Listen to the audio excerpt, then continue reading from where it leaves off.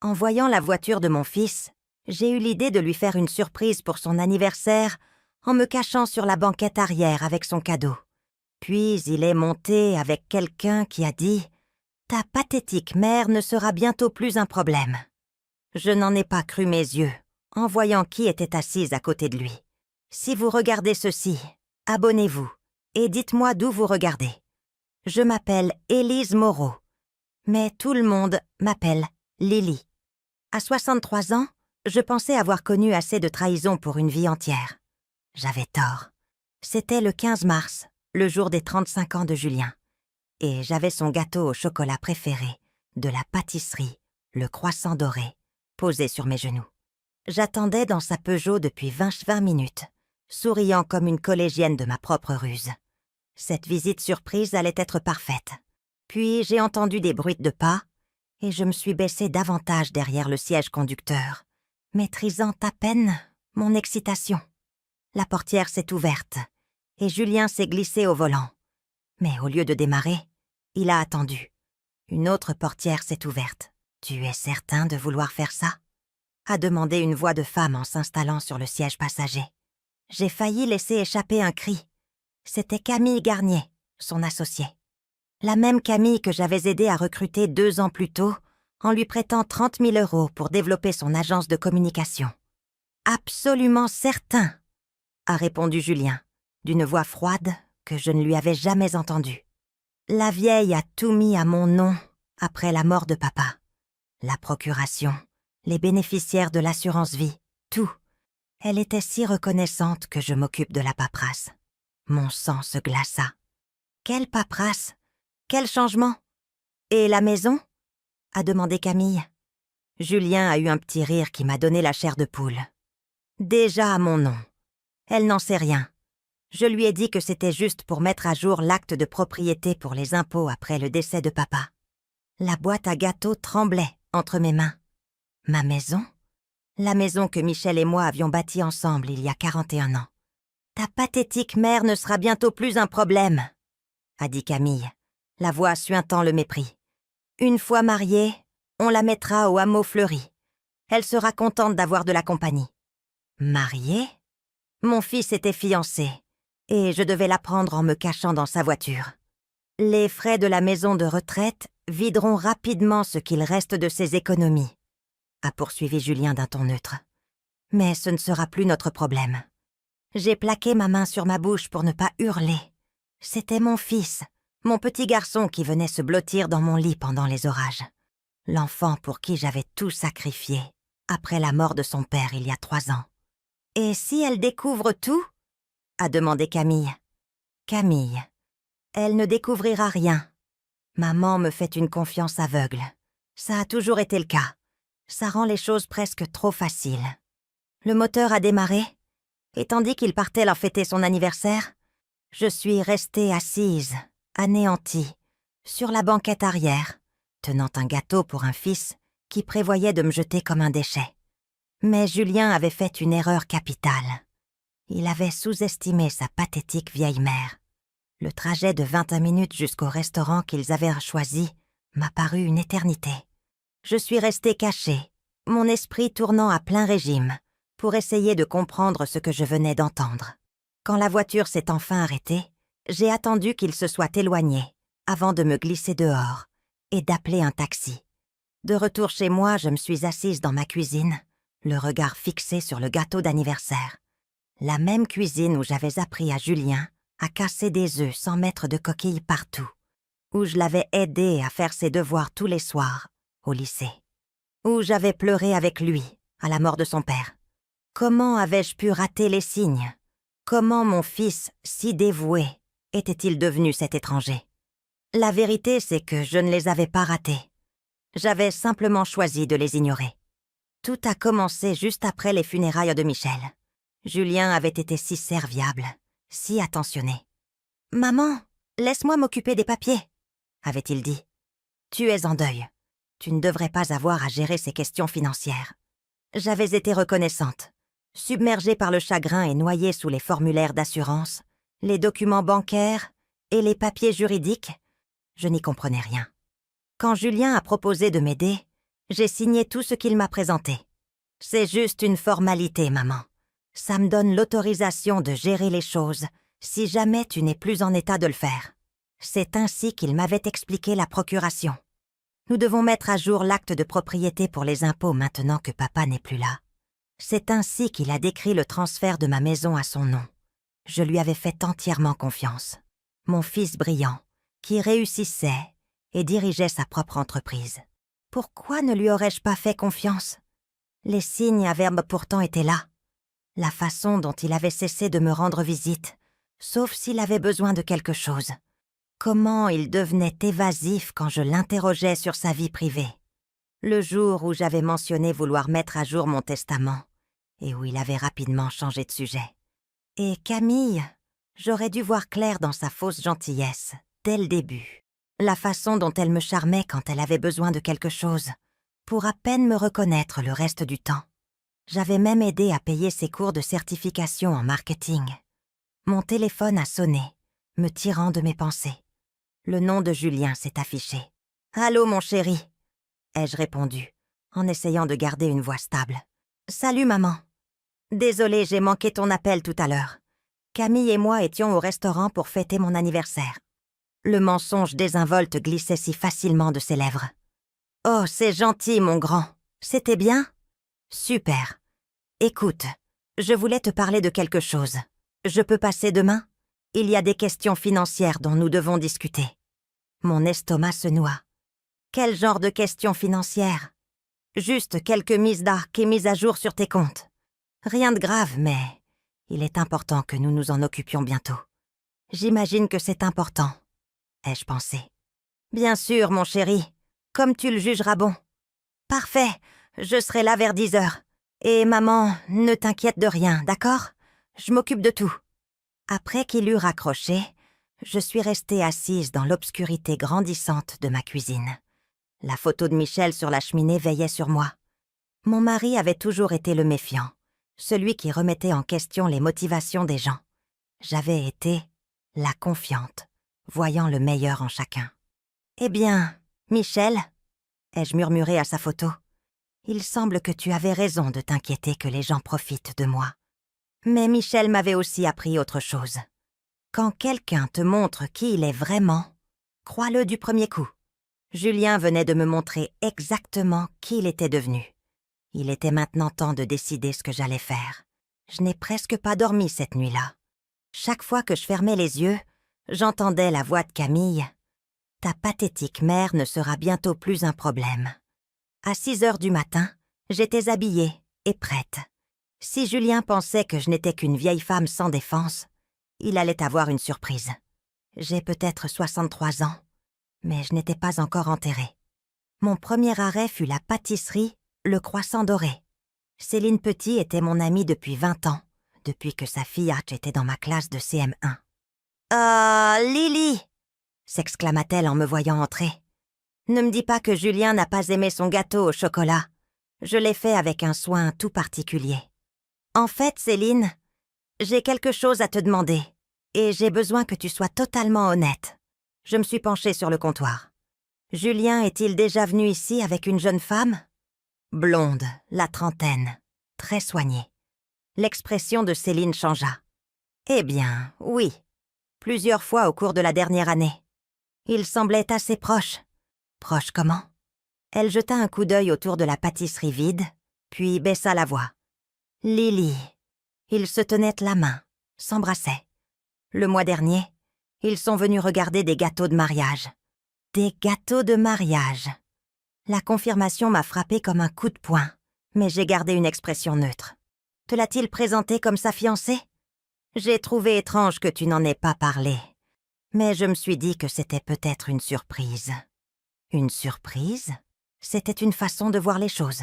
Céline, j'ai besoin que tu me promettes de ne parler de cette conversation à personne. Peux-tu le faire? Elle hocha la tête, l'inquiétude plissant son visage. Lily, est-ce que tout va bien? Tout ira bien, dis-je, surprise de la conviction dans ma propre voix. Mon arrêt suivant fut la Banque régionale de la Loire, où j'étais cliente depuis 35 ans. Nathalie Bernard, la directrice de l'agence, m'a accueillie chaleureusement. « Madame Moreau, comment puis-je vous aider aujourd'hui ? » « Nathalie, j'ai besoin de vérifier tous mes comptes, absolument tous, et de savoir qui y a accès. » Son sourire s'est légèrement effacé. « Y a-t-il un problème ? » « Je l'espère pas, mais je dois en être sûre. Ce que Nathalie m'a montré m'a glacé le sang. Julien n'était pas seulement cotitulaire sur mes comptes. Selon les documents que j'avais apparemment signés, il en était le titulaire principal. J'étais répertoriée comme partie secondaire sur mes propres comptes bancaires. Quand ce changement a-t-il eu lieu ? Ai-je demandé, fixant des documents portant ma signature, mais dont je n'avais aucun souvenir. Laissez-moi vérifier. C'était il y a environ 18 mois. Vous et Julien êtes venus ensemble. Vous sembliez un peu perdu avec la procédure. Alors Julien a tout expliqué. Perdu ? C'est ce qu'il dirait aussi quand il me mettrait finalement en maison de retraite. Pauvre vieille Lily, si confuse avec ses finances. Nathalie, j'ai besoin de copies de tout. Chaque document, chaque signature, chaque modification apportée à ses comptes au cours des 3 dernières années. Bien sûr, Madame Moreau. Y a-t-il quelque chose qui vous préoccupe en particulier ? J'ai pensé à ma conversation avec Julien, à sa mention désinvolte des questions financières, à discuter, au gâteau de mariage et aux maisons de retraite, et au fait que les mères pathétiques finissaient par ne plus être des problèmes. Disons simplement que je suis soudainement très intéressée par la compréhension de ma situation financière. Tandis que Nathalie imprimait les documents, j'ai réalisé quelque chose qui aurait dû m'effrayer, mais qui, étrangement, ne l'a pas fait. J'étais complètement à la merci de Julien. Il contrôlait mon argent, ma maison, probablement tout mon avenir. Mais Julien avait fait une erreur cruciale. Il avait supposé que je resterais ignorante pour toujours. La partie commence, mon petit. Les documents que Nathalie m'a donnés dépeignaient un tableau terrifiant. Au cours des 18 derniers mois, Julien m'avait systématiquement dépouillé du contrôle de ma propre vie. Mon compte d'épargne, mon compte courant, même mes placements, tout avait été transféré sous son contrôle principal. Mais ce qui a vraiment fait trembler mes mains, c'est la paperasse de l'assurance. La police d'assurance vie de Michel, celle qui était censée subvenir à mes besoins pour le reste de ma vie, avait été modifiée. Julien en était désormais l'unique bénéficiaire. Assise dans ma voiture sur le parking de la banque, j'ai étudié page après page ma propre signature. Je me souvenais en avoir apposé certaines. La plupart, non, mais elles semblaient toutes authentiques. Mon téléphone a vibré. Un SMS de Julien. « J'aurai un peu de retard, maman. Rendez-vous à 10h30. » Parfait. Cela me laissait plus de temps pour me préparer à notre petite discussion financière. À la maison, j'ai étalé tous les documents sur la table de la salle à manger. La même table où nous avions partagé les dîners d'anniversaire et les repas de fête, où Julien faisait ses devoirs pendant que je corrigeais des copies, où Michel et moi avions planifié notre retraite. J'ai appelé ma vieille amie Martine Leroy. Si quelqu'un savait comment gérer cette situation, c'était bien Martine. Elle avait traversé son propre drame familial lorsque son beau-fils avait tenté de contester le testament de son mari. « Lily, tu as une voix étrange. Qu'est-ce qui ne va pas ?» Je lui ai tout raconté. La conversation surprise, les documents de la banque, la procuration. Je ne me souvenais pas de lui avoir donné un contrôle total. « Oh, ma chérie !» a soufflé Martine quand j'ai eu fini. « C'est de l'abus de faiblesse. C'est plus courant qu'on ne le pense. Et malheureusement, ce sont souvent des membres de la famille. Que puis-je faire ? D'abord, il te faut une avocate, quelqu'un spécialisé dans le droit des personnes âgées. Deuxièmement, tu dois tout documenter. Et troisièmement, tu dois être très prudente. Si Julien se rend compte que tu es au courant, il pourrait accélérer son plan. Accélérer comment ? La maison de retraite, Lily. Une fois que tu es déclarée incapable ou que tu déménages dans un établissement de soins, il devient beaucoup plus difficile de contester ces arrangements. Après que Martine m'eut donné le nom d'une avocate, je suis restée assise à regarder la photo de fin d'études de Julien sur ma cheminée. Premier de la classe, diplômé d'une grande école de commerce pour laquelle Michel et moi nous étions sacrifiés. Quand mon fils si brillant et ambitieux était-il devenu cet étranger calculateur? La sonnette a retenti à 10h30 précises. J'ai rapidement rassemblé les papiers et les ai enfermés dans le vieux classeur de Michel, puis je suis allée ouvrir. « Salut, maman !» Julien s'est penché pour m'embrasser sur la joue, et j'ai dû me forcer à ne pas reculer. Il était élégant et sûr de lui dans son costume bleu marine, sa mallette à la main, comme s'il menait une réunion d'affaires, ce qui, je suppose, était le cas. « Un café, mon chéri ?» ai-je demandé en le conduisant au salon. « Volontiers, merci. » Il s'est installé dans le vieux fauteuil de Michel et a ouvert sa mallette. « Alors, je voulais te parler de certains changements que nous devons apporter à ta situation financière. »« Oh !» Je me suis assise en face de lui, les mains jointes sur mes genoux. L'image parfaite de la mère âgée et conciliante. « Tes comptes deviennent un peu compliqués à gérer. Je pense qu'il serait plus simple de tout regrouper sur un seul compte que je gérerais entièrement. Comme ça, tu n'auras pas à te soucier de tes relevés ou de suivre plusieurs comptes. Ne pas avoir à m'inquiéter. Quelle délicatesse de sa part. Et il y a autre chose, a-t-il poursuivi. Camille et moi allons nous marier. » J'ai composé sur mon visage une expression de surprise ravie. « Julien, c'est merveilleux. Quand ? » ?»« Le mois prochain. Une petite cérémonie.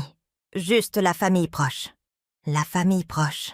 Je me suis demandé si cela m'incluait, ou si j'avais déjà été jugée trop pathétique pour compter. « Nous avons regardé des maisons, » a-t-il continué. « Et nous avons trouvé l'endroit parfait, mais nous aurons besoin de débloquer des fonds pour l'apport. Voilà, on y arrive, ai-je pensé. Je pensais qu'on pourrait vendre cet endroit. C'est beaucoup trop grand pour toi maintenant, et les frais d'entretien deviennent élevés. Il y a une charmante résidence pour seniors de l'autre côté de la ville, beaucoup plus appropriée pour quelqu'un de ton âge. Quelqu'un de mon âge. Pas encore une maison de retraite, mais on s'en approchait. Je ne sais pas, mon chéri, ai-je dit prudemment. Cette maison a tellement de souvenirs. L'expression de Julien s'est durcie presque imperceptiblement. Maman, tu dois être réaliste. Tu ne peux pas vivre ici éternellement. Qu'arrivera-t-il quand tu ne pourras plus monter les escaliers, quand tu auras besoin d'aide au quotidien? Je me sens bien maintenant, pour l'instant. Mais nous devons prévoir l'avenir. Fais-moi confiance, je sais ce qui est le mieux. L'arrogance de ces quelques mots m'a coupé le souffle. Je sais ce qui est le mieux, pas pour moi, mais pour lui. Eh bien, dis-je lentement, je suppose que je devrais y réfléchir. Quelque chose a traversé son visage, de l'impatience, de la frustration. Il n'y a pas grand-chose à réfléchir, maman. Le marché immobilier est bon en ce moment. Si nous attendons trop, nous pourrions manquer notre chance. Notre chance. Comme si vendre ma maison était une entreprise commune. Laisse-moi y réfléchir quelques jours, ai-je dit. La mâchoire de Julien se contracta. Quelques jours, c'est peut-être trop long. La maison que Camille et moi voulons acheter ne restera pas sur le marché éternellement. Et voilà, le véritable calendrier. Non pas mon confort ou mes besoins, mais le programme d'achat immobilier de Julien et Camille. Je comprends, mon chéri, mais c'est une grande décision. Il a refermé sa mallette d'un coup sec. Le son a claqué dans la pièce silencieuse. D'accord, mais n'attends pas trop longtemps, maman. Parfois, les opportunités ne se présentent qu'une seule fois. En le raccompagnant à la porte, j'ai réalisé qu'il avait raison sur un point. Les opportunités ne se présentent qu'une seule fois, et il venait de me donner la mienne. Après le départ de Julien, je me suis assise dans le fauteuil de Michel, et j'ai appelé l'avocate que Martine m'avait recommandée. Maître Delphine Chevalier était spécialisée dans le droit des personnes âgées et avait traité des dizaines de cas comme le mien. « Madame Moreau, d'après ce que vous me dites, nous devons agir rapidement. Pouvez-vous venir cet après-midi » 2 heures plus tard, j'étais dans le bureau de Maître Chevalier, la regardant examiner les documents bancaires avec une inquiétude croissante. « C'est sophistiqué, » dit-elle finalement. « Votre fils n'a pas seulement profité de votre deuil. Il a systématiquement planifié cela sur plusieurs mois. Y a-t-il quelque chose que je puisse faire ? Peut-être. Mais d'abord, je dois vous poser quelques questions difficiles. Vous souvenez-vous d'avoir signé ces procurations ? J'ai fermé les yeux, repensant à ces terribles mois après la mort de Michel. Certaine, oui. Julien a dit que je devais signer des papiers pour qu'il puisse m'aider à gérer les choses pendant mon deuil. Mais je ne me souviens pas de lui avoir donné un contrôle total. C'est le problème avec ces situations. Les prédateurs frappent souvent lorsque leurs victimes sont les plus vulnérables. Vous faisiez face à une perte immense, et Julien l'a exploité. Le mot « prédateur » m'a fait tressaillir. Nous parlions de mon fils. Quelles sont mes options? Nous pouvons contester les procurations, en arguant que vous n'étiez pas en état de les signer, en raison du chagrin et de la détresse émotionnelle. Nous pouvons également porter plainte pour abus de faiblesse, à la fois financier et moral. Mais, Madame Moreau, vous devez comprendre quelque chose d'important. Quoi donc? Une fois que nous entamerons ce processus, votre relation avec Julien sera définitivement brisée. Les affaires familiales de ce type détruisent les familles. Êtes-vous prête à cela? J'ai pensé à la conversation que j'avais entendue dans la voiture, à Camille me traitant de pathétique, à Julien prévoyant de me mettre dans une maison de retraite, au fait que je ne devais plus être un problème bien longtemps. Maître Chevalier? Quelle relation? Il a déjà décidé que je n'avais plus d'importance. Alors, assurons-nous que vous en ayez beaucoup. Maître Chevalier a expliqué le processus. Nous devions rassembler des preuves, documenter ces manipulations financières et prouver que j'étais apte à gérer mes propres affaires. Cela prendrait des semaines, peut-être des mois. Le plus important pour le moment est que Julien ne se rende pas compte que vous êtes au courant. Pouvez-vous faire cela? Pouvez-vous prétendre que tout est normal pendant que nous montons notre dossier? Le pouvais-je? Pouvais-je sourire et jouer le rôle de la mère confiante et naïve tout en documentant secrètement la trahison de mon fils? Madame Moreau, tout va bien. J'ai levé les yeux vers Maître Chevalier, cette étrangère qui m'offrait de m'aider à me battre pour ma vie, et j'ai pris une décision qui allait tout changer. Oui, je peux le faire. Mais je dois d'abord vous demander quelque chose. Est-il légal d'enregistrer des conversations dans cette région? Maître Chevalier a souri pour la première fois depuis mon arrivée. Pourquoi cette question? Parce que Julien veut avoir une autre discussion financière avec moi la semaine prochaine. Et je pense qu'il serait très utile d'avoir une trace de ce qu'il a exactement l'intention de faire à sa pathétique vieille mère. Madame Moreau, je pense que vous allez très bien vous en sortir. En rentrant chez moi, je suis passée devant la maison de retraite que Julien avait mentionnée, le hameau fleuri. J'étais passée devant des centaines de fois, sans jamais vraiment la regarder. Maintenant, j'examinais le bâtiment, les petites fenêtres, les résidents assis sur le porche en fauteuil roulant. Est-ce là que Julien m'imaginait passer mes dernières années, parqué avec des étrangers, pendant que lui et Camille vivraient dans ma maison et dépenseraient mon argent? Pas si j'avais mon mot à dire. Mais d'abord, je devais avoir une conversation avec Camille. Il était temps de rencontrer ma future belle-fille, comme il se doit. Trouver l'adresse de Camille fut plus facile que prévu. Le site web de l'agence de Julien affichait les 2 associés, avec photos professionnelles et coordonnées. Camille Garnier vivait dans un loft branché du centre-ville, le genre d'endroit dont le loyer mensuel dépassait ce que je gagnais en 6 mois d'enseignement. Je me suis garée de l'autre côté de la rue, et j'ai attendu. Maître Chevalier m'avait conseillé de tout documenter pour brosser un tableau complet de la relation et de la situation financière de Julien et Camille. S'ils prévoyaient de voler mon argent, je voulais savoir exactement comment ils le dépensaient.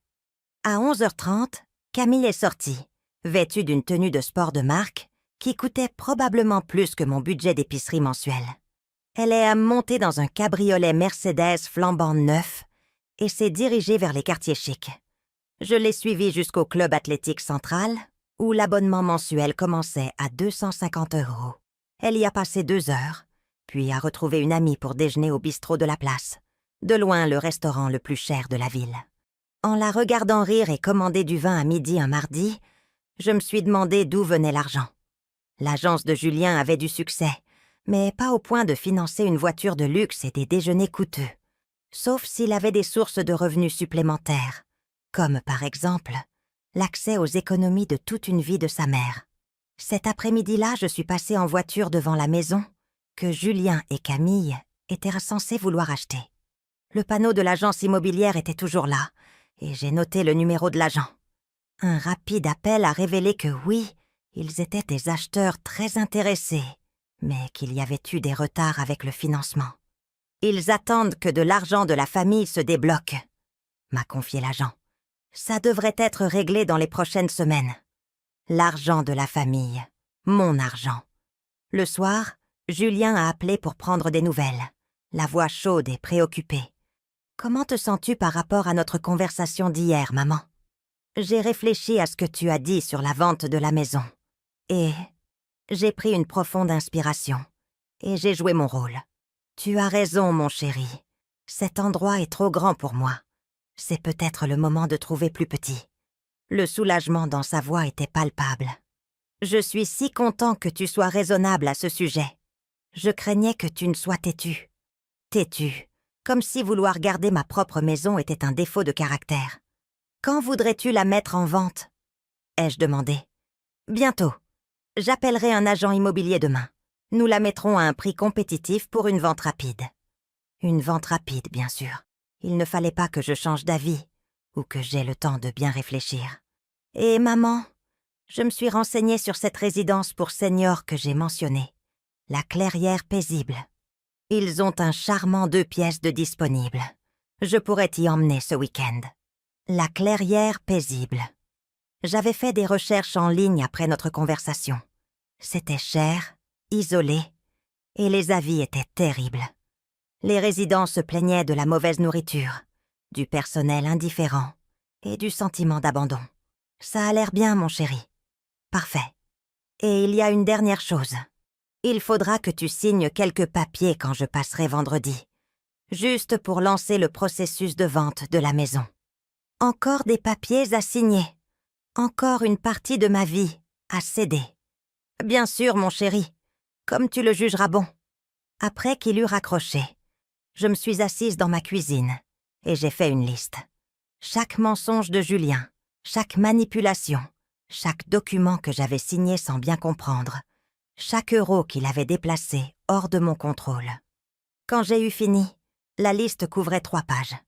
La photo de Michel me regardait depuis la cheminée et je pouvais presque entendre sa voix.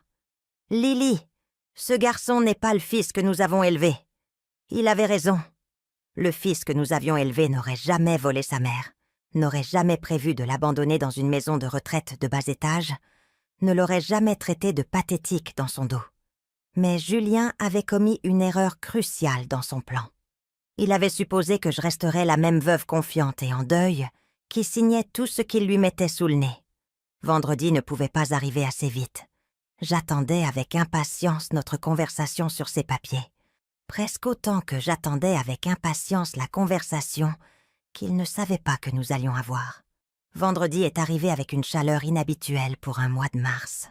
J'étais réveillée depuis 5 heures, vérifiant et revérifiant l'enregistreur que Maître Chevalier m'avait fourni. Il était plus petit que mon pouce et complètement invisible une fois glissé dans la poche de mon gilet. « Appuyez simplement sur ce bouton pour commencer à enregistrer », m'avait-elle expliqué lors de notre réunion de mercredi. « La batterie dure 4 heures et la qualité sonore est excellente. » À 10 heures précises, Julien est arrivé, sa mallette à la main et son sourire le plus charmant aux lèvres. « Bonjour maman. Belle journée, n'est-ce pas ? » « Magnifique, ai-je convenu en le conduisant à la salle à manger. « Café, s'il te plaît. » Il s'est installé dans son fauteuil habituel et a ouvert sa mallette avec une efficacité bien rodée. J'ai apporté les papiers dont je t'ai parlé. J'ai appuyé sur le bouton d'enregistrement en lui servant son café. « Quel genre de papier ? » Juste quelques mises à jour de tes arrangements financiers et les documents pour mettre la maison en vente. Il a étalé plusieurs documents sur la table. Signe ici, ici et ici. J'ai pris le premier document, faisant semblant de le lire attentivement. C'était une révision de la procuration qui donnerait à Julien encore plus de contrôle sur mes affaires. Ça semble très complet. Ça doit l'être. Maman, je dois être honnête avec toi sur quelque chose. Sa voix prit un ton sérieux. « Je m'inquiète pour ta mémoire. Tu as semblé confuse ces derniers temps sur les questions financières. » Confuse, voilà encore ce mot. « Ah oui? Hier, quand j'ai appelé, tu ne te souvenais pas de notre conversation sur l'agent immobilier. Et la semaine dernière, tu m'as posé la même question 3 fois. Je n'avais rien fait de tout cela, mais je voyais où il voulait en venir. Oh mon Dieu, je n'avais pas remarqué. Il n'y a pas de honte à avoir. Ça arrive aux gens de notre âge.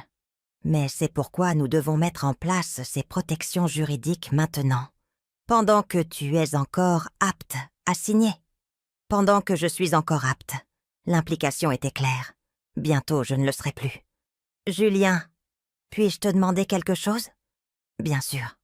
Est-ce que tu me voles? La question flottait dans l'air comme de la fumée. Le visage de Julien a traversé plusieurs expressions avant de s'arrêter sur une incrédulité blessée. « Maman, comment peux-tu demander ça après tout ce que j'ai fait pour toi? Je suis allée à la banque hier. Nathalie m'a montré mes comptes. Tu as transféré tout mon argent sur des comptes où je ne suis pas la titulaire principale. » Sa mâchoire se crispa. « Je t'ai déjà expliqué ça. C'est pour ta protection. » « Ma protection contre quoi? Contre toi-même. » Le masque glissa légèrement, révélant quelque chose de plus dur en dessous. « Maman, tu ne réfléchis plus clairement. Le mois dernier, tu as failli te faire arnaquer par cet appel téléphonique au sujet de la garantie de ta voiture. Si je n'avais pas géré tes finances, tu aurais pu tout perdre. Je n'avais jamais reçu un tel appel. Mais le mensonge de Julien était si fluide que j'admirais presque le talent. Et Camille? Quoi, Camille? Vous êtes fiancés? Un autre éclair de surprise. Nous en avons discuté. Pourquoi? Je trouve juste intéressant que tu te maries, que tu achètes une maison et que tu me mettes en maison de retraite en même temps. Un timing très pratique. Julien posa sa tasse de café avec précaution. Maman, personne ne te met nulle part. Nous te trouvons un endroit agréable où tu seras en sécurité et où des gens prendront soin de toi. Le Hameau Fleuri, c'est un établissement charmant, très réputé. J'avais appelé le Hameau Fleuri la veille. Ils avaient une liste d'attente, mais Julien Moreau avait versé un acompte pour une chambre semi-privée. Date d'entrée, 1er avril, dans 2 semaines. « Quand as-tu versé l'acompte, Julien ?» Son visage devint complètement immobile.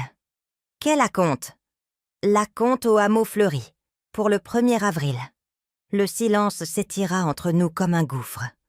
Quand Julien a finalement parlé, sa voix était différente, plus froide. « Comment as-tu découvert ça? Est-ce que ça a de l'importance ?» Il se pencha en avant, et pour la première fois de ma vie, j'ai eu peur de mon propre fils. « Maman, tu rends les choses beaucoup plus difficiles qu'elles ne devraient te l'être. » « Rendre quoi plus difficile? » « La transition. Tu ne peux plus vivre ici. Tu ne peux pas gérer tes propres affaires. Plus tôt tu l'accepteras, plus ce sera facile pour tout le monde. Tout le monde, c'est-à-dire lui et Camille. » Julien se leva brusquement. « Camille n'a rien à voir avec ça. »« Vraiment? Parce que je l'ai suivie hier. Jolie Mercedes, au fait. Abonnement à une salle de sport de luxe aussi. D'où vient l'argent, Julien? » La question a fait mouche. Le visage de Julien devint rouge. « Tu l'as suivi, maman? C'est du harcèlement. C'est exactement le genre de comportement qui prouve que tu as besoin de soins, sous surveillance. J'ai besoin de soins sous surveillance parce que j'ai découvert que mon fils me vole. Je ne vole rien. » Il a frappé la table de sa main, me faisant sursauter. « Cet argent allait de toute façon me revenir un jour. Je le gère juste plus efficacement. Et voilà. La vérité, enfin, révélée. Efficacement, ai-je répété. Oui. As-tu la moindre idée de ce que ça coûte de s'occuper d'un parent âgé? Rien que les frais de la maison de retraite engloutiront tes économies en 3 ans. De cette façon, nous préservons le patrimoine familial tout en nous assurant que tu reçoives les soins dont tu as besoin. Le patrimoine familial. Les économies de ma vie étaient devenues un patrimoine familial à préserver. » Julien se rassit, sa voix retrouvant son ton raisonnable d'auparavant. « Maman, signe les papiers. Laisse-moi tout gérer. Tu n'auras plus à te soucier de l'argent, de l'entretien ou de quoi que ce soit d'autre. » J'ai regardé mon fils, cet étranger portant le visage de Julien, et j'ai senti quelque chose se briser en moi. Pas mon cœur. Il s'était déjà brisé quand je l'avais entendu me traiter de pathétique dans sa voiture. C'était quelque chose de plus profond. La rupture finale du cordon qui nous unissait depuis le jour de sa naissance. « Non », dis-je doucement. « Non quoi ? Non, je ne signerai pas les papiers. Non, je ne vendrai pas ma maison. Et non, je n'irai pas tranquillement dans cette maison de retraite pour que toi et Camille puissiez vivre de mon argent. » Le masque de Julien tomba enfin complètement. « Tu n'as pas le choix, maman. J'ai déjà la procuration. Je peux te faire déclarer incapable. » « Vraiment ? » ?»« Oui. Et après ton comportement d'aujourd'hui, harceler Camille, porter ces accusations paranoïaques, je pense que c'est exactement ce que je vais devoir faire. » J'ai alors souri, probablement pour la première fois depuis le début de ce cauchemar. « Julien, mon chéri, il y a quelque chose que tu devrais savoir. »« Quoi donc ?» J'ai sorti de la poche de mon gilet l'enregistreur, toujours en marche. J'ai enregistré toute notre conversation. La couleur quitta son visage. « Tu n'as pas le droit de faire ça. »« En fait, si. Le consentement d'une seule partie est suffisant. Tu te souviens ? Tu me l'as appris quand tu étudiais le droit des affaires. » Julien fixa l'appareil comme si c'était un serpent. « Maman, efface cet enregistrement tout de suite. »« Je ne crois pas, non. Si tu ne l'effaces pas, je te ferai déclarer incapable dès demain. Vas-y, essaie. Je serai curieuse de voir comment un juge réagira en t'entendant admettre que tu voles mon argent par souci d'efficacité. » Nous nous sommes regardés fixement à travers la table de la salle à manger. 35 ans de maternité se dissolvant dans ce moment d'antagonisme pur.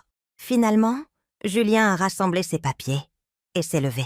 « Ce n'est pas fini, maman. »« Non, » ai-je convenu, toujours souriante. « Ça ne fait que commencer. » Après le départ de Julien, je suis restée assise dans ma cuisine, tremblante. Pas de peur cette fois, mais d'adrénaline. Je lui avais tenu tête. Je m'étais défendue, et c'était une sensation incroyable. J'ai appelé Maître Chevalier immédiatement. « Madame Moreau, comment ça s'est passé ?» J'ai tout. Il a admis voler mon argent, prévoir de me mettre dans une maison de retraite, avoir déjà une procuration qu'il compte utiliser abusivement. Tout est enregistré. « Excellent. Pouvez-vous venir lundi matin ? Nous devons agir vite maintenant qu'il sait que vous êtes au courant de ses plans. » Après avoir raccroché, j'ai réalisé que Julien avait raison sur un point. Ça ne faisait que commencer. S'il était assez désespéré pour me menacer d'une procédure d'incapacité, il n'hésiterait pas à aller plus loin. J'avais besoin d'alliés, et vite. Mon premier appel a été pour Martine Leroy. « Martine, j'ai besoin de ton aide pour quelque chose, et ça pourrait devenir compliqué. »« N'importe quoi, Lily. De quoi as-tu besoin ? » ?»« J'ai besoin de témoins. Des gens qui peuvent attester que je suis saine d'esprit, que je peux gérer mes propres affaires. Considère que c'est fait. J'appellerai aussi Françoise et Nicole. Nous sommes amis depuis 30 ans. Quiconque dira que tu es incapable devra d'abord nous affronter. » Mon deuxième appel fut plus difficile. J'ai composé le numéro de ma sœur Claire à Lyon, la sœur à qui je n'avais pas parlé depuis 2 ans, à cause d'une dispute stupide à propos du service en porcelaine de papa. « Lily ? C'est bien toi ? Salut Claire. Je sais que ça fait longtemps, mais je dois te dire quelque chose d'important. » Je lui ai tout raconté. Le vol, la compte pour la maison de retraite, l'enregistrement. Quand j'ai eu fini, Claire pleurait. « Oh, ma chérie, je suis tellement désolée. J'ai toujours trouvé Julien trop lisse, trop charmant, mais je n'aurais jamais imaginé ça. Claire, j'aurais peut-être besoin que tu viennes. Si ça va au tribunal, j'aurai besoin du soutien de la famille. Je réserve un billet de train ce soir. Lily ? Oui ? Je suis fière de toi de te battre. Maman et papa seraient fiers aussi. Ce soir-là, je préparais le dîner quand on a sonné à la porte. À travers le judas, j'ai vu Camille sur mon perron, l'air parfaitement calme, dans son manteau de marque. J'ai ouvert la porte, mais je ne l'ai pas invitée à entrer. « Camille, C'est inattendu. Madame Moreau, nous devons parler. Vraiment? Julien m'a raconté votre conversation d'aujourd'hui. Je pense qu'il y a eu un malentendu. J'ai failli rire. Quel genre de malentendu? Puis-je entrer? Il fait froid dehors. Contre mon gré, je l'ai laissée entrer dans mon salon. Elle s'est assise sur mon canapé comme si elle en était la propriétaire, ce qu'elle pensait sans doute bientôt devenir. Madame Moreau, Julien s'inquiète pour vous. Nous nous inquiétons tous les deux. C'est attentionné. Cette paranoïa, ces accusations, ça ne vous ressemble pas. Votre médecin a-t-il mentionné un début de démence? L'audace m'a coupé le souffle. Camille, je sais exactement ce que vous et Julien prévoyez. Nous ne prévoyons rien, sauf ce qui est le mieux pour vous. Sa voix était douce comme le miel, mais ses yeux étaient mes calculateurs. Julien vous aime tellement. Ça lui brise le cœur de vous voir en difficulté comme ça. En difficulté avec quoi, exactement? Avec la réalité, Madame Moreau. Vous m'avez suivi hier. Vous pensez que Julien vous vole. Vous enregistrez des conversations privées. Ce sont des comportements inquiétants. J'ai étudié cette jeune femme parfaitement apprêtée, qui tentait de me manipuler dans mon propre salon. Dites-moi quelque chose, Camille. Depuis combien de temps préparez-vous cela? Préparez quoi? Le vol, la maison de retraite, la prise de contrôle de ma vie. Son masque a glissé un instant, révélant quelque chose de froid en dessous. Madame Moreau, je pense que vous avez besoin d'aide. Je pense que vous devez partir. Elle s'est levée, lissant son manteau. Nous essayons d'être patients avec vous, mais Julien a des responsabilités. Envers son entreprise, notre avenir commun, la sécurité financière de sa famille. La sécurité financière de sa famille. Vous voulez dire mon argent. Je veux dire la gestion sage des actifs familiaux pour le bénéfice de tous. Tous, c'est-à-dire vous et Julien. Tous, c'est-à-dire les gens qui comptent. Les mots lui ont échappé avant qu'elle ne puisse les retenir. Les gens qui comptent? Ai-je répété. Et moi, je ne compte pas? Camille a réalisé son erreur immédiatement. Ce n'est pas ce que je voulais dire. Si, c'est exactement ce que vous vouliez dire. Elle s'est dirigée vers la porte, puis s'est retournée. Madame Moreau, Julien va régler cette situation, avec ou sans votre coopération. Ce serait plus facile pour tout le monde si vous acceptiez simplement l'aide avec grâce. Est-ce une menace? C'est un conseil de quelqu'un qui se soucie de votre bien-être. Après son départ, j'ai vérifié 2 fois toutes mes serrures et j'ai appelé le numéro d'urgence de Maître Chevalier. Ils passent à la vitesse supérieure, lui ai-je dit. Camille vient d'essayer de me convaincre que j'ai la démence et elle m'a pratiquement menacée. Nous devons accélérer notre calendrier. Pouvez-vous être à mon bureau à la 1re heure lundi matin? J'y serai. Et Madame Moreau, ne les laissez plus entrer chez vous. S'ils sont assez désespérés pour vous menacer, on ne peut pas savoir ce qu'ils pourraient en faire ensuite. En me préparant pour la nuit, j'ai réalisé que je n'étais plus la même personne qui s'était cachée sur la banquette arrière de Julien 5 jours plus tôt. Cette femme avait été confiante, naïve, désireuse de plaire.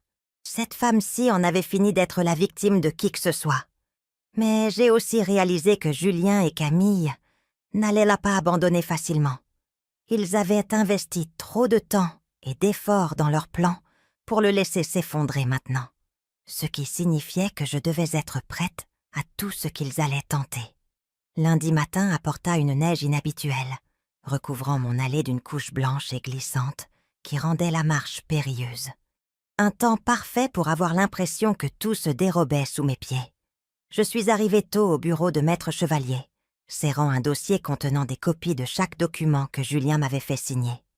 Ma sœur Claire était assise dans la salle d'attente, arrivée la veille, malgré les alertes météo. « Tu as l'air différente », observa Claire pendant que nous attendions. « Plus forte, en quelque sorte. Je me sens différente. Comme si je me réveillais enfin, après un long sommeil. » La secrétaire de Maître Chevalier nous a fait entrer, et nous nous sommes installés dans le bureau confortable de l'avocate qui donnait sur le centre-ville. « J'ai écouté l'enregistrement », a commencé Maître Chevalier. « Et c'est encore mieux que ce que j'espérais. Julien a essentiellement avoué l'abus de faiblesse. Mais il y a autre chose dont nous devons discuter. Elle a sorti un dossier épais. J'ai demandé à mon enquêteur de vérifier les antécédents de Julien et de Camille. Ce que nous avons trouvé est intéressant. Quel genre d'intéressant? L'entreprise de Julien n'est pas aussi florissante qu'il vous l'a laissé croire. En fait, elle est en déficit depuis 8 mois. Son partenariat avec Camille a été entièrement soutenu par l'argent qu'il a pris sur vos comptes. Claire se pencha en avant. De combien d'argent parle-t-on? Au cours des 18 derniers mois, près de 220 000 €. Le chiffre m'a frappé comme un coup. 220 000 €. Michel et moi avions économisé cet argent pendant 43 ans de mariage. Chaque vacance que nous n'avions pas prise, chaque repas au restaurant que nous avions sauté, chaque luxe que nous nous étions refusés. Il y a plus, a poursuivi Maître Chevalier. Camille Garnier a un passé intéressant. Elle a été mariée auparavant à un homme âgé, nommé Gérard Lemoine. Il est décédé il y a 2 ans dans des circonstances quelque peu mystérieuses. Mystérieuses comment? Il a changé son testament 3 semaines avant sa mort, laissant tout à Camille, au lieu de ses enfants d'un premier mariage. Sa famille a contesté, invoquant l'abus de faiblesse. Mais Camille a trouvé un accord à l'amiable. Claire et moi avons échangé un regard. Elle a déjà fait ça, dis-je. Il semblerait. Et il y a autre chose que vous devriez savoir. La maison qu'ils veulent acheter, ce n'est pas une maison de rêve pour jeunes mariés. C'est un bien d'investissement qu'ils prévoient choix de rénover pour le revendre. Ils ont déjà contacté des entrepreneurs. Je me suis calée dans mon fauteuil, essayant de tout assimiler. Donc, ils volent mon argent, me mettent en maison de retraite, rénovent une maison avec mes économies et vivent des bénéfices. C'est ce qui semble être le plan. Mais, Madame Moreau, nous pouvons les arrêter. L'enregistrement nous donne des motifs de poursuite pénale. Les relevés financiers montrent un vol clair. Et avec la mort suspecte de Gérard Lemoine, nous pourrions avoir affaire à quelque chose de beaucoup plus grave. Que voulez-vous dire? Je veux dire que Camille Garnier pourrait être une prédatrice en série qui cible les personnes âgées vulnérables. Et que vous pourriez ne pas être sa première victime. La pièce est devenue silencieuse, à l'exception du bruit de la neige contre les fenêtres. J'ai pensé aux yeux froids de Camille, à ses menaces désinvoltes, à la façon dont elle avait essayé de me convaincre que j'avais la démence. Quelle est notre prochaine étape? Ai-je demandé. Nous portons plainte immédiatement. Abus de faiblesse, vol et potentiellement association de malfaiteurs. Je demanderai également au tribunal de geler tous vos comptes auxquels Julien a accès. Et pour la maison de retraite? Nous obtiendrons une injonction les empêchant de vous faire interner contre votre volonté. Mais, Madame Moreau, vous devez comprendre quelque chose. Une fois que nous aurons déposé ces plaintes, il n'y aura pas de retour en arrière. Cela détruira définitivement votre relation avec Julien. J'ai regardé Claire, qui m'a serré la main en signe de soutien. Puis j'ai pensé à la conversation que j'avais surprise dans la voiture de Julien, au fait d'être traité de pathétique, d'être considéré comme rien de plus qu'un problème à résoudre. Maître Chevalier, cette relation était déjà détruite. Je ne le savais juste pas encore. Alors, assurons-nous que justice soit faite. En quittant le cabinet d'avocat, Claire m'a pris le bras. « Lily, es-tu sûre d'être prête pour ça? Une fois ces plaintes déposées, Julien saura que tu ne plaisantes pas. » J'y compte bien. Mais en rentrant chez nous sous la neige qui s'épaississait, je me suis demandé si j'étais vraiment prête pour la suite. Car si Maître Chevalier avait raison au sujet de Camille, alors je ne me battais pas seulement pour mon argent et mon indépendance. Je me battais peut-être pour ma vie. Ce soir-là, alors que Claire et moi étions dans ma cuisine à planifier notre stratégie, le téléphone a sonné. Le nom de Julien s'est affiché. « Réponds », a murmuré Claire. « Voyons ce qu'il a à dire. » J'ai pris le téléphone, le mettant sur haut-parleur. « Allô, Julien ?»« Maman. » Sa voix était tendue, contrôlée. « Nous devons parler. Je pense que nous avons dit tout ce que nous avions à dire. Non, j'arrive. Je préférerais que tu ne viennes pas. Je ne demande pas la permission, maman. J'arrive, et nous allons régler ça comme des adultes. » La ligne s'est coupée. Claire et moi nous sommes regardés. « Appelle maître Chevalier, » dis-je. « Dis-lui que Julien est en route et qu'il a l'air en colère. Devrions-nous appeler la police ?» J'y ai réfléchi un instant. « Pas encore. Mais s'il essaie d'entrer de force, nous le ferons. » 21 minutes plus tard, des phares ont balayé les fenêtres de mon salon. Mais en regardant dehors, j'ai vu 2 voitures dans mon allée. Julien et Camille étaient venus ensemble, et ils n'avaient pas l'air d'être là pour s'excuser. La sonnette a retenti 3 fois rapidement, suivie de coups violents. J'ai regardé par le Judas pour voir Julien et Camille sur mon perron, tous deux l'air sombres et déterminés. « Madame Moreau !» a crié Julien. « Ouvrez la porte. Nous savons que vous êtes là. » Claire s'est approchée de la fenêtre et a regardé à travers les rideaux. Il y a une 3e personne assise dans leur voiture. Un homme que je ne reconnais pas. Mon sang se glaça. « Appelle maître Chevalier maintenant. » Claire a composé le numéro pendant que je continuais à regarder par le Judas. Julien essayait la poignée de la porte, vérifiant si elle était verrouillée. « Maman !» Sa voix était plus forte maintenant, plus agressive. « Ne rends pas les choses plus difficiles. Nous essayons de t'aider. »« Le cabinet de maître Chevalier !» a chuchoté Claire dans le téléphone. « C'est une urgence. » Les coups sont devenus des martèlements. « Je sais que tu m'entends, maman. Ouvre cette porte tout de suite ou j'appelle la police pour te faire emmener pour une évaluation psychiatrique. » Mes mains tremblaient en réalisant ce qui se passait. Ils n'étaient pas là pour s'excuser ou négocier. Ils étaient là pour finir ce qu'ils avaient ça commencé. « Maître Chevalier est en route !» a murmuré Claire en raccrochant. « Et elle amène la police. »« Madame Moreau !» La voix de Camille s'est jointe à celle de Julien. « Nous sommes là pour vous aider. Vous êtes clairement en pleine crise de santé mentale et nous nous inquiétons pour votre sécurité. » Crise de santé mentale. Ils mettaient en place leur récit pour l'arrivée des autorités. La vieille femme confuse qui s'est barricadée chez elle, portant des accusations paranoïaques contre son fils aimant. « Ouvrez la porte, ou nous entrons !» a crié Julien. J'ai entendu le bruit d'une clé dans la serrure. Mon cœur s'est arrêté. Julien avait encore sa clé de ma maison. La porte d'entrée s'est ouverte et soudain, ils étaient à l'intérieur de ma maison, sans y être invités. « Maman !» a appelé Julien, sa voix résonnant dans la maison. « Où es-tu ? Nous sommes là pour t'aider. » Claire et moi nous sommes collés contre le mur de la cuisine, essayant de rester cachés. Je pouvais entendre leurs pas dans mon salon, me cherchant. « Vérifie à l'étage !» a ordonné la voix de Camille. Elle se cache peut-être. Se cacher, comme si j'étais une criminelle dans ma propre maison. « Madame Moreau !» a appelé une 3e voix, inconnue et d'un ton officiel. « Je m'appelle docteur Vincent Durand. Je suis ici pour évaluer votre état mental. » Un médecin ? Ils avaient amené un médecin pour me faire déclarer incapable. « Elle est paranoïaque !» expliquait Julien à voix haute, clairement pour que nous entendions. « Elle porte des accusations folles de vol, suit les gens, enregistre des conversations privées.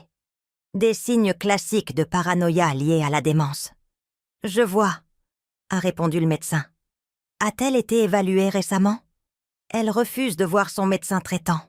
Elle prétend que tout le monde conspire contre elle. Claire m'a serré le bras, les yeux écarquillés de peur. Ils construisaient leur dossier en temps réel, créant un récit qui justifierait tout ce qu'ils prévoyaient de faire ensuite. Des pas se sont approchés de la cuisine. « Je les ai trouvés !» a crié Julien. Je suis sortie de derrière le mur, Claire à mes côtés. « Sortez de ma maison !» Julien a levé les mains dans un geste de faux calme. « Maman, s'il te plaît, nous sommes là pour t'aider. » J'ai dit « Sortez !» Le 3e homme s'est avancé.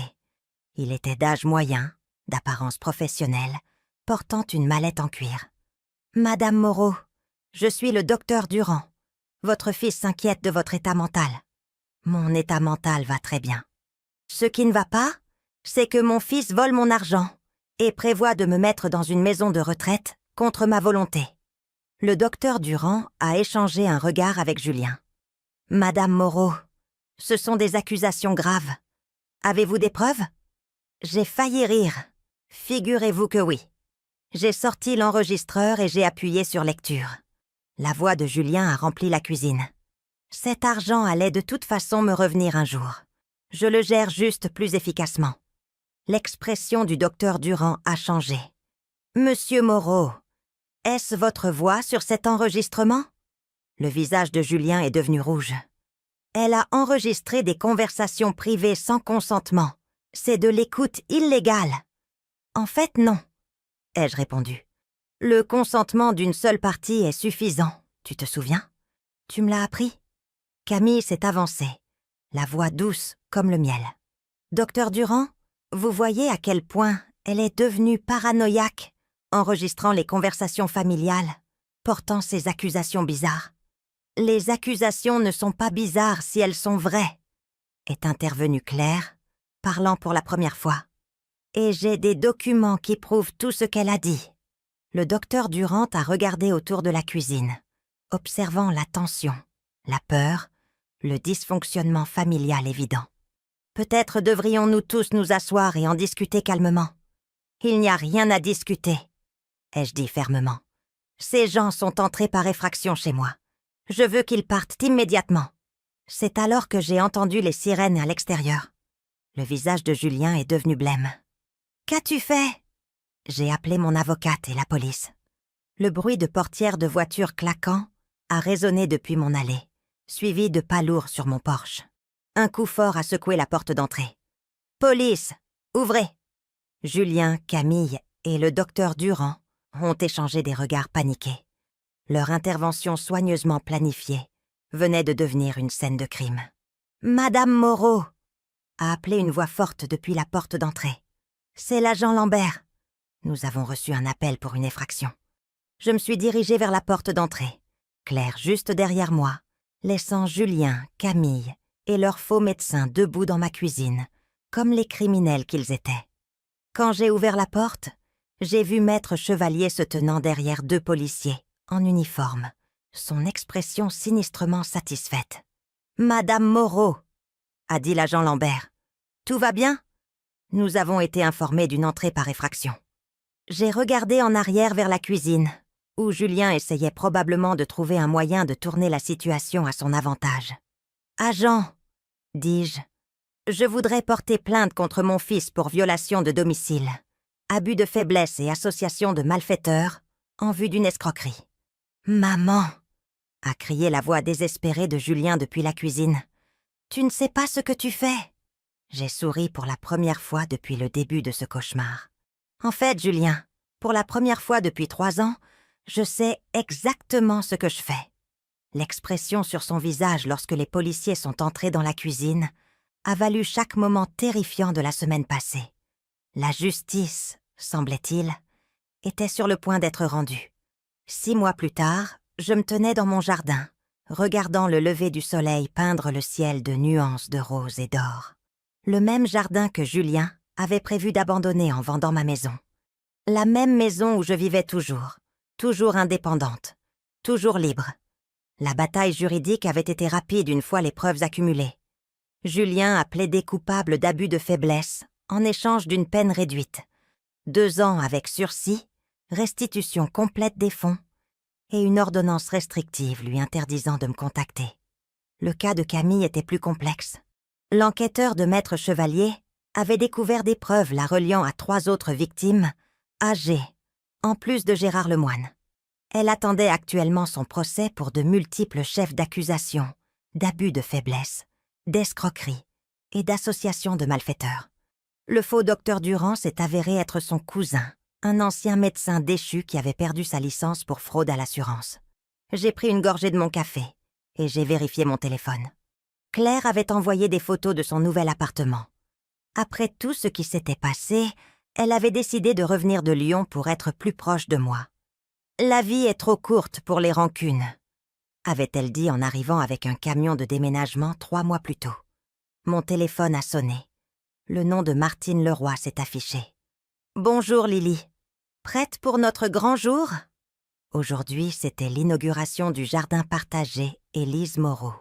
Un projet que j'avais financé avec une partie de l'argent que Julien avait été forcé de me rembourser. L'ironie ne m'échappait pas que son vol avait involontairement financé quelque chose qui aiderait les seniors de notre communauté pour les années à venir. Presque prête. Claire passe à 9 heures pour aider à l'installation. Je n'arrive toujours pas à croire que tu l'as nommée après toi. J'ai ri. Martine, j'ai passé 70 ans à mettre le nom des autres en premier. J'ai pensé qu'il était temps. Après avoir raccroché, j'ai traversé ma maison, rangeant quelques affaires pour la célébration plus tard. Dans la salle à manger, je me suis arrêtée devant les photos de famille sur la cheminée. La plupart montraient Julien à différents âges. Je les avais enlevés après le procès, incapable de regarder son visage souriant, sans me souvenir de sa trahison. Mais la semaine dernière, j'avais mis une nouvelle photo. Elle me montrait lors de l'inauguration du jardin partagé, entourée d'amis et de voisins, tenant une pelle et souriant comme une enfant. J'avais l'air heureuse, vraiment heureuse, peut-être pour la première fois depuis la mort de Michel. La sonnette a retenti à 9 heures précises. Claire se tenait sur mon perron, portant une boîte de décoration et arborant le plus grand sourire que j'ai vu depuis des années. « Prête à célébrer ta victoire ?» a-t-elle demandé en me serrant dans ses bras. « Je ne le ressens pas comme une victoire. » ai-je répondu honnêtement. « Je le ressens comme une survie. C'est parfois la même chose. » Nous avons passé la matinée à installer des tables et à accrocher des bannières sur le site du jardin. À midi, des dizaines de voisins s'étaient rassemblés pour célébrer. Le maire a prononcé un discours sur l'importance des espaces communautaires. Le journal local a pris des photos. Les enfants couraient entre les jardinières surélevées, imaginant déjà les légumes qu'ils allaient y faire pousser. En observant la fête, j'ai pensé à la femme que j'étais 6 mois plus tôt. Confiante, passive, désireuse de plaire, faisant toujours passer les besoins des autres en premier, même quand cela me coûtait tout. Cette femme-là aurait été horrifiée par ce que j'avais fait à Julien. Se serait sentie coupable d'avoir envoyé son propre fils au tribunal, d'avoir exposé ses crimes, d'avoir détruit la fiction que nous étions une famille heureuse et fonctionnelle. Cette femme-ci se sentait fière. « Madame Moreau ?» Une jeune voix a interrompu mes pensées. Je me suis retournée pour voir Emma, une petite fille de 8 ans du quartier, tenant un petit pot de fleurs. « Je vous ai apporté ça, » dit-elle timidement. « Ma maman a dit que c'est pour votre jardin. » Je me suis accroupie à son niveau. « Quelle sorte de plante est-ce » ? « C'est un tournesol. Maman dit qu'ils sont forts et qu'ils se tournent toujours vers la lumière. » Toujours se tourner vers la lumière. J'ai senti les larmes me monter aux yeux. « Merci, Emma. C'est parfait. » Alors que l'après-midi touchait à sa fin et que les voisins commençaient à rentrer chez eux, je me suis retrouvée seule dans le jardin pendant quelques minutes. J'ai marché entre les jardinières, les imaginant pleines de légumes et de fleurs, imaginant la communauté qui grandirait ici en même temps que les plantes. Mon téléphone a vibré. Un SMS d'un numéro inconnu. Un instant, mon cœur s'est emballé, me demandant si Julien violait son ordonnance restrictive. Mais le message venait de quelqu'un d'autre. « Madame Moreau, c'est le commissaire Roche du parquet. Camille Garnier a accepté un accord de plaidé coupable aujourd'hui. 15 ans. Pas de possibilité de libération conditionnelle avant 12 ans. Je pensais que vous aimeriez le savoir. Votre courage en vous manifestant nous a aidés à sauver d'autres victimes potentielles. » Je me suis assise sur l'un des bancs du jardin et j'ai relu le message. 15 ans. Camille aurait la cinquantaine à sa sortie. Trop vieille pour s'en prendre aux seniors vulnérables, avec la même efficacité. Et d'autres victimes potentielles avaient été sauvées, parce que j'avais trouvé le courage de me battre. Claire est apparue à côté de moi, remarquant mon expression. « Bonne ou mauvaise nouvelle ? » « La justice !» ai-je répondu en lui montrant le message. « Comment te sens-tu » J'ai réfléchi à la question. Comment je me sentais ? Soulagée, certainement. Vengée, mais aussi autre chose. Quelque chose que je n'avais pas ressenti depuis des années. Fière, dis-je finalement. Je suis fière de moi. Tu devrais. Tu as sauvé ta propre vie, Lily. Et probablement sauvé la vie d'autres personnes aussi. En retournant vers ma maison, j'ai pensé à la conversation que j'avais surprise dans la voiture de Julien, 6 mois plus tôt. Sur le fait d'être pathétique, de ne plus être un problème bien longtemps, d'être parqué dans une maison de retraite, pendant que mon fils et sa compagne dépensaient mon argent. Cette version de mon avenir avait semblé si inévitable alors, si définitive. Mais j'avais appris quelque chose d'important au cours des 6 derniers mois. Tant que l'on respire, on peut écrire sa propre histoire. Et mon histoire était loin d'être terminée. À 73 ans, je vivais enfin ma propre vie, selon mes propres termes. J'avais un jardin partagé portant mon nom, des amis qui m'appréciaient pour ce que j'étais plutôt que pour ce que je pouvais leur donner, et une sœur qui avait traversé le pays, juste pour être près de moi. Plus important encore, je m'avais moi-même. La femme que j'étais devenue, en survivant à la pire des trahisons. La femme qui avait affronté des criminels et des prédateurs et qui avait gagné. La femme qui avait appris que parfois, la chose la plus aimante que l'on puisse faire est de refuser d'être une victime. En verrouillant ma porte d'entrée ce soir-là, j'ai souri en pensant à Julien, quelque part, essayant de reconstruire sa vie, apprenant, je l'espère, que voler sa mère a des conséquences. Et j'ai souri en pensant à Camille en prison, incapable de faire du mal à d'autres seniors vulnérables. Mais surtout, j'ai souri parce que demain, je me réveillerai dans ma propre maison, dans mon propre lit, en vivant ma propre vie. Et c'était la plus grande des victoires. Merci de m'avoir écouté. N'oubliez pas de vous abonner et n'hésitez pas à partager votre histoire dans les commentaires. Votre voix compte.